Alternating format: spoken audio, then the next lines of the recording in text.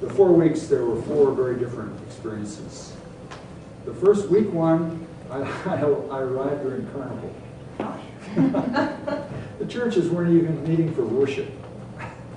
They were in Carnival. I mean, everybody was wearing costumes and parades. We did Carnival the first week.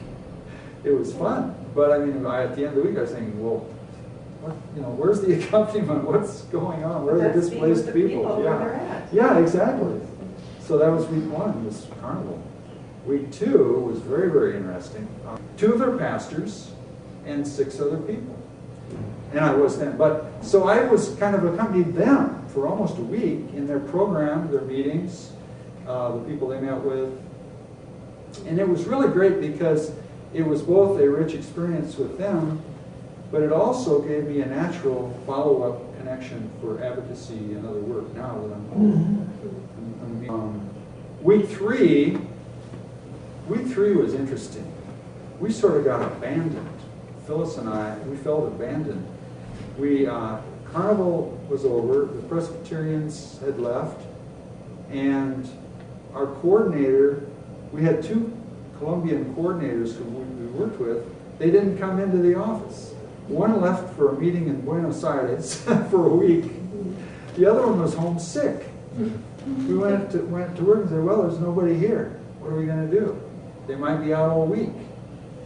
So Phyllis and I were kind of thrown to our own resources, and we said, well, what can we learn this week? We decided to spend the week interviewing people who kind of were around the university, were passing through the university, students, pastors, faculty, who had some connection. Somebody pointed us to these people and said, well, this person is displaced. He was a farmer over in this area near Panama, and he was displaced. He's here now as a student. He's a pastor. We go and find him and interview him. And so that turned out to be a great week. It was different. I never would have imagined spending a week doing interviews like that. So then at the end of that, we go, well, now what? We have only 1 week to go. So we went to our 2 coordinators were back. I wanted to go to the village of Pital for the last week. A very different setting. Get out of the city, get out of this university environment, go into a small rural community, and the Presbyterians would love to have you there with them. So that's what we did. And you just have to trust something is going to happen.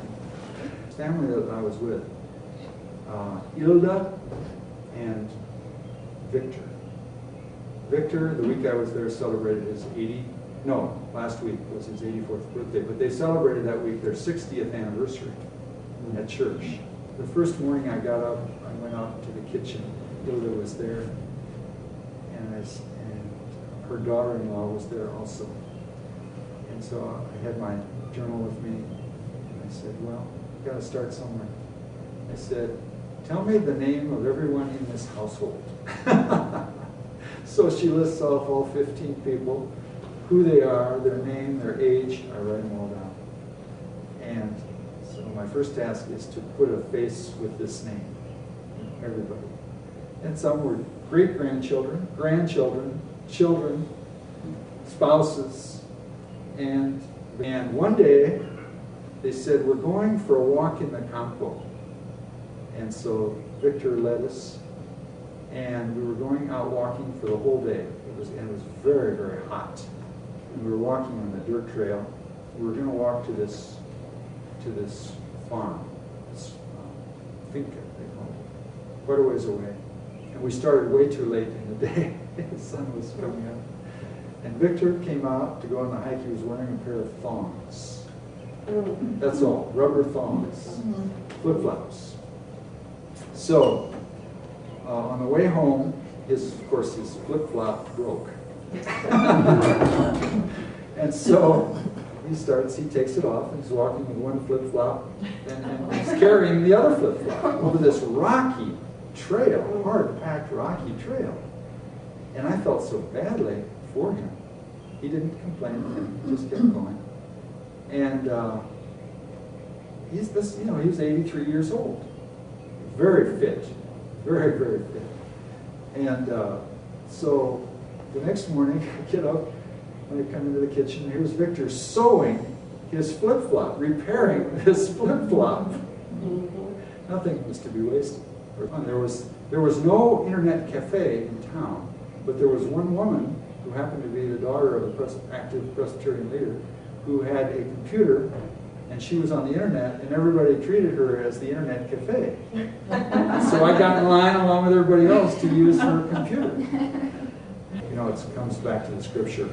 Don't think you're wiser than you are. So anyway, Don, to what extent did you explain your presence? That's a really good question. Like thinking back to having coffee with the guards in the morning. Yeah. Did Well, they had accompaniers there before, so they had their own idea of what it Okay. was. But like with this village, they had not ever had anybody called an accompanier there.